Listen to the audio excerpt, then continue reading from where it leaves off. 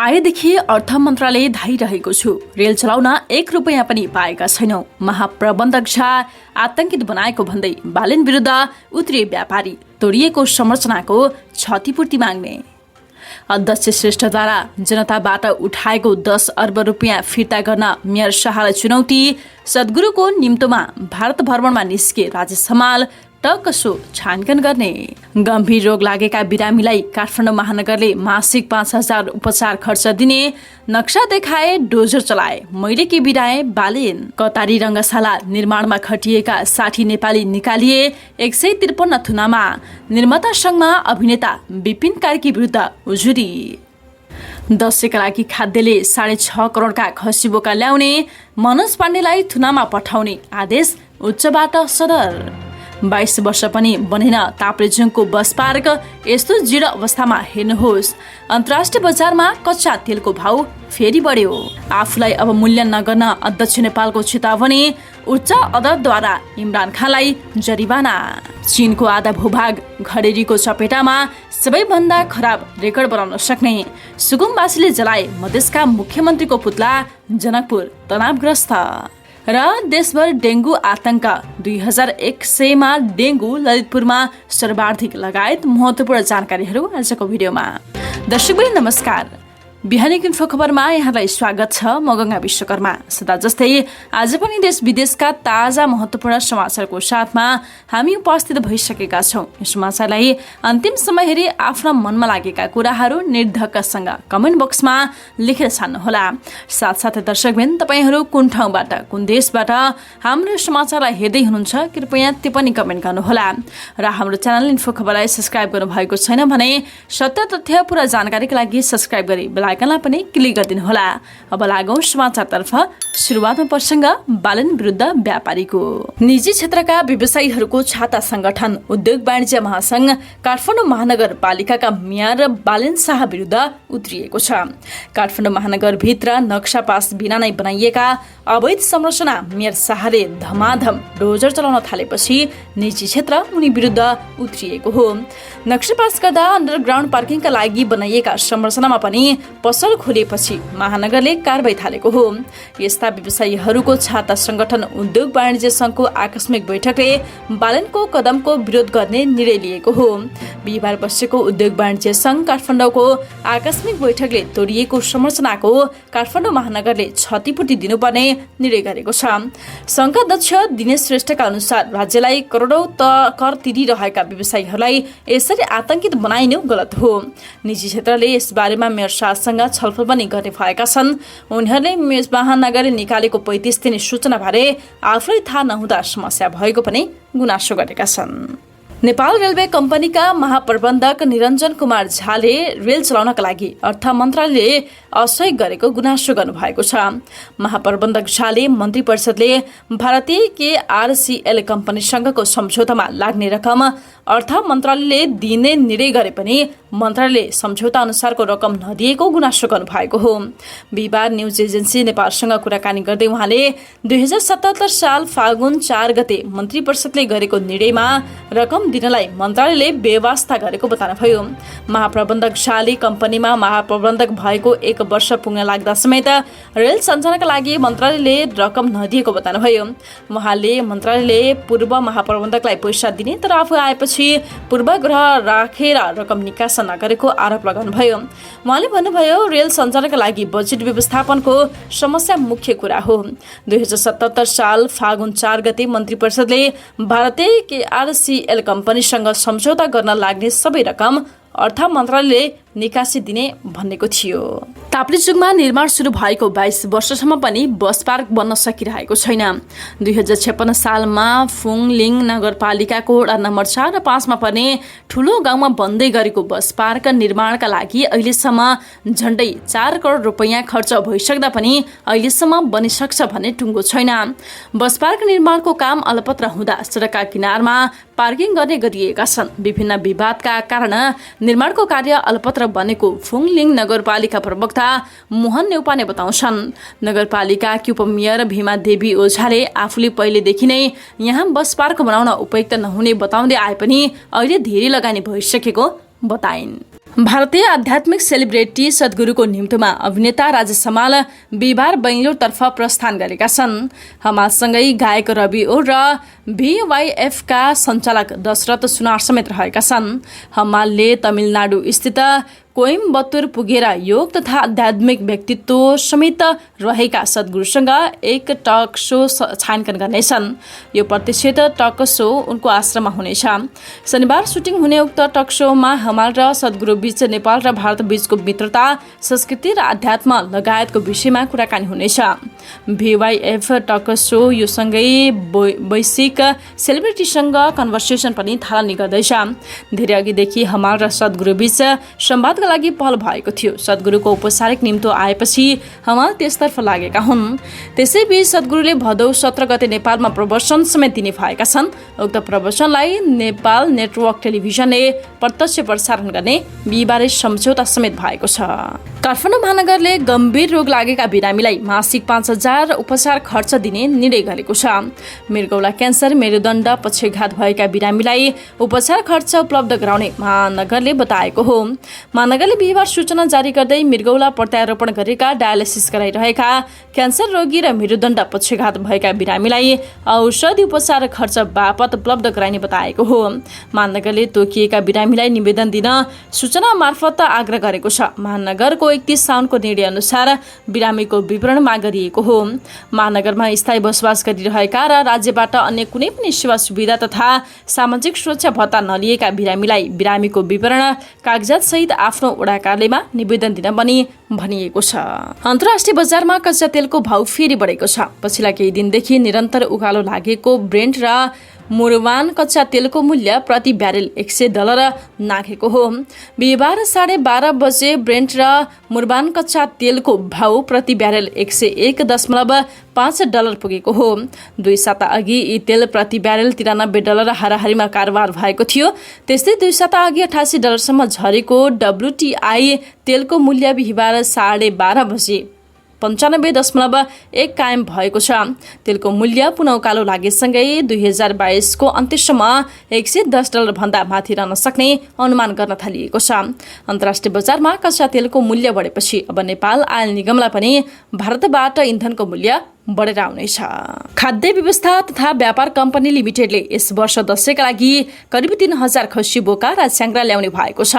कम्पनीले यस वर्ष 2,000 खसी बोका र 1,000 च्याङ्ग्रा खरिद गर्ने कम्पनीकी सूचना अधिकारी शर्मिला नेउपाने सुविधिले बताएकी छिन्। खसी बोका र च्याङ्ग्राको बिक्री भने घटस्थापनाको भोलिपल्टदेखि गर्ने उनको भनाइ छ। त्यसका लागि 1-2 दिन अगाडि नै खसी बोका काठमाडौँ ल्याइने तयारी थालिसकिएको छ। तयारी स्वरूप खाद्यले बजारमा खसी बोकाको खोजी गर्न र मोलमोलाई हेर्न सम्बन्धित क्षेत्रका कर्मचारीहरू खटिएका छन्। खसी बोका तथा च्याङ्ग्रा खरिद गरी उपसमितिले यस वर्षको दशैंका लागि करिब 6 करोड 40 लाख रुपियाँ बराबरको खसी बोका र च्याङ्ग्रा ल्याइने योजना पास गरिएको सुविधिले बताए। फिल्म प्रसाद 2 का निर्माता सुभाष थापाले अभिनेता विपिन कार्की विरुद्ध चलचित्र निर्माता संघमा उजुरी दिएका छन्। विपिनबाट क्षतिपूर्ति भराइदिन काम गर्दै उनले संघमा उजुरी दिएका हुन्। चलचित्र निर्माण संघमा थापाले दिएको उजुरी दर्ता नम्बर 003/2079-0509 रहेको छ। कास्कीमा प्रसाद 2 को छायाङ्कन सुरु भएको दिन विपिनले सेट छाडेर फिल्म अलपत्र पारेको भन्दै थापाले क्षतिपूर्ति माग गरेका छन्। त्यसयता प्रसाद 2 को छायाङ्कन अनिश्चित बनेको छ। विपिन रामबाबु गुरुङको नयाँ फिल्म फुलबारीमा व्यस्त छन्। विपिनले भने थापासँग प्रसाद 2 मा सहकार्य गर्न नसकिने बताइसकेका छन्। काठमाडौँ महानगरपालिकाले नयाँ बानेश्वर स्थित अल्फा बिटा कम्प्लेक्समा अवैध रूपमा बनाइएको संरचना हटाएको छ। अल्फा बिटाका सञ्चालक द्विराज शर्मासँगको सवाल जवाफपछि डोजर लिएर पुगेका महानगरका मेयर बालेन शाहले अवैध संरचना भत्काएका हुन्। अनाधिकृत संरचना भत्काएपछि मेयर शाहले फेसबुकमा भनेका छन्, उहाँले आफ्नै नक्सा मलाई माग्नुभयो, मैले अफिस गएर नक्सा र डोजर लिएर गएँ, मैले के बिराएँ। यसका साथै उनले अवैध संरचना हटाउन आग्रह गर्दै भनेका छन्, अब उपरान्त यस्तो गर्न नपरोस्, सबैले आफै बुझेर अवैधानिक रूपमा बनाइएको संरचना हटाइदिनुहोला। नक्सा जसरी पास भएको छ त्यही अनुसार नै बनाइदिनुहोला। बाल यौन दुराचारका आरोपी कन्सल्टेन्सी सञ्चालक मनोज कुमार पाण्डेलाई थुनामा पठाउने जिल्ला अदालतको आदेश उच्चले सदर गरेको छ। बिहिबार उच्च अदालतका न्यायाधीश श्री श्रीराम दवाडी र नरेश्वर भण्डारीको इजलासले जिल्लाकै आदेश सदर गरेको उच्च अदालतका रजिस्ट्रार ठगिन्द्र कट्टीले बताएका छन्। जिल्ला अदालतले पूर्व पक्षका लागि थुनामा पठाउने आदेश दिएपछि पाण्डेले गत असार 24 गते उच्च अदालतमा निवेदन दिँदै आफूलाई थुनामुक्त गरेर मुद्दाको पूर्वपक्ष गर्न माग गरेका थिए, तर उनको माग अनुसार उच्चले आदेश दिन अस्वीकार गरेको हो। कतारमा आगामी नोभेम्बर 20 तारिकमा विश्वकप फुटबल प्रतियोगिता हुँदैछ, तर विश्वकपका लागि रङ्गशाला प्रतियोगिता निर्माणमा लागिएका विदेशी कामदार भन्ने पारिश्रमिक नपाएर आन्दोलनमा उत्रिन थालेका छन्। आन्दोलनमा उत्रिएका कतिपय विदेशी कामदारलाई कतारको अध्यागमन विभाग र श्रम विभागले देश निकाला गर्न थालेको छ। कतारले ज्याला नपाएकोमा विरोधमा उत्रिएका प्रवासी कामदारलाई देश निकालासम्म गरेको छ। बन्दारी इन्टरनेशनल ग्रुपको दोहा स्थित कार्यालय सामु अगस्त 14 मा करिब 500 विदेशी श्रमिक ज्याला माग्दै आन्दोलनमा उत्रिएका थिए, जसमा करिब 300 भन्दा बढी नेपाली श्रमिक पनि रहेका थिए। तीमध्ये 153 जना नेपालीलाई आन्दोलनका क्रममा पक्राउ गरी कतार प्रहरीले थुनामा राखेको छ। आन्दोलनमा उत्रिएका मध्ये 60 जना नेपालीलाई देश निकाला गरिएको र उनीहरूलाई पहिलो चरणमै नेपाल पठाइएको सूचना पाएको कतार स्थित नेपाली दूतावासले बताएको छ। मधेसको राजधानी जनकपुर धाम स्थित मिल्स एरियामा मुख्यमन्त्री लालबाबु राउतको पुतला दहन गर्ने क्रममा चुरी अभियानी तथा सुकुम्बासीसँग प्रहरीको झडप भएको छ। मुख्यमन्त्री तथा मन्त्री परिषदको कार्यालय नजिकै चुरी अभियानी तथा सुकुम्बासीहरू मुख्यमन्त्री राउतको पुतला जलाएका हुन्।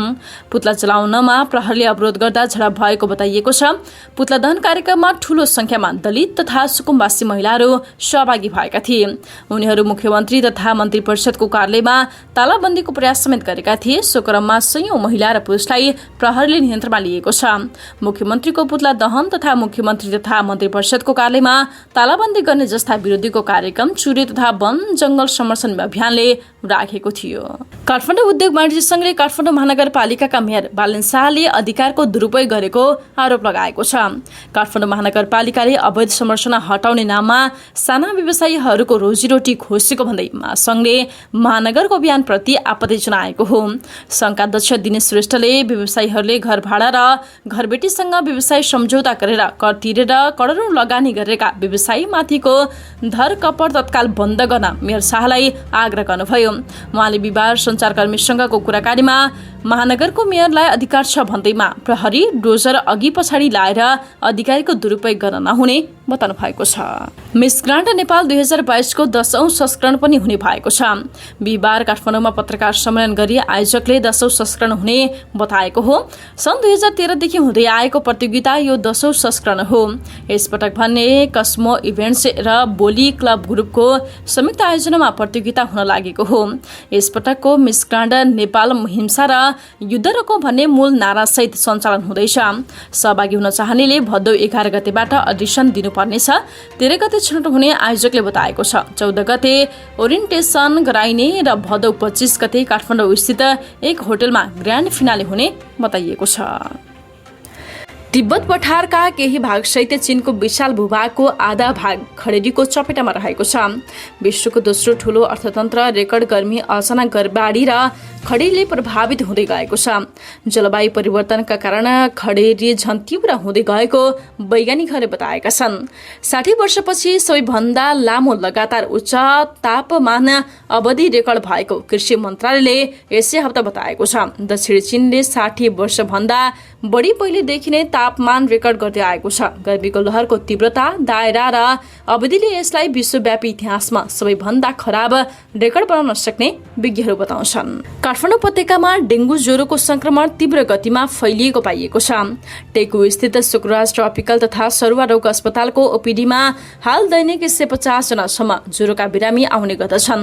तीमध्ये अधिकांश बिरामीमा ज्वरो आउने, टाउको दुख्ने जस्ता लक्षण देखिने गरेको र परीक्षण गरिएका मध्ये धेरैमा डेङ्गु पुष्टि हुने गरेको छ। अस्पतालको ओपीडी इन्चार्ज शंकर पाण्डेका अनुसार भदौ लागेसँगै यसरी बिरामी आउने क्रम बढेको छ। अहिले ओपीडीमा ज्वरोका बिरामी दैनिक 150 जनासम्म आइरहनु भएको छ। परीक्षण गर्दा उहाँहरूमध्ये अधिकांशमा डेङ्गु पुष्टि भएको छ। उनले भने ओपीडीमा मात्र होइन, अहिले टेकु अस्पतालको इमर्जेन्सीमा नै दैनिक 35 जनासम्म डेङ्गुका बिरामी भर्ना हुने गरेको अस्पतालका इमर्जेन्सी इन्चार्ज लीलानाथ भण्डारी बताउँछन्। दैनिक 30 देखि 30 जनासम्म डेङ्गुका डेङ्गुका बिरामी भदौ लागेदेखि इमर्जेन्सीमा भर्ना हुन थाल्नु भएको छ।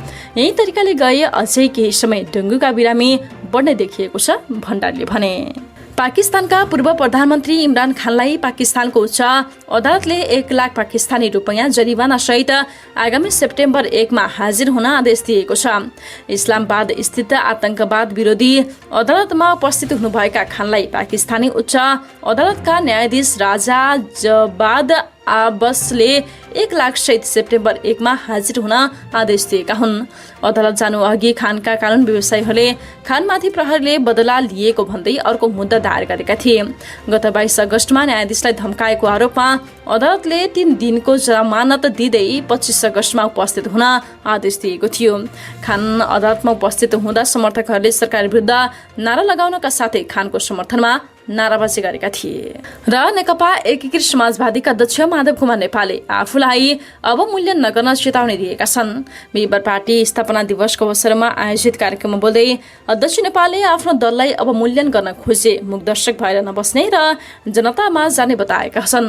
यसका साथै अध्यक्ष नेपालले बालुवाटारमा भएको छलफलमा पनि 4.5 लाख मत मात्र भएको तर्क गरेको उनले बताएका छन्। तर आफूहरूले पोखरा महानगरपालिकामा मेयर लिएकै कारण उडामा उम्मेदवार नदिएकाले यस्तो हिसाब गर्न नमिले बताएका छन्। हवस् त दर्शकबिन, बिहानीको इन्फो खबर अहिलेको लागि यति नै। यदि हाम्रो च्यानललाई सब्स्क्राइब गर्नुभएको छैन भने सत्य तथ्य पुरा जानकारीका लागि सब्स्क्राइब गरी बेल आइकनलाई पनि क्लिक गरिदिनु होला। समाचार अन्तिमसम्म हेरिदिनु भएकोमा यहाँलाई धेरै धेरै धन्यवाद। यो समाचारलाई लाइक, कमेन्ट र साथीभाइलाई सेयर गर्न नबिर्सिनु होला। अहिलेको लागि भने म गंगा विश्वकर्मासँगै सम्पूर्ण टिमलाई बिदा दिनुहोस्। नमस्कार।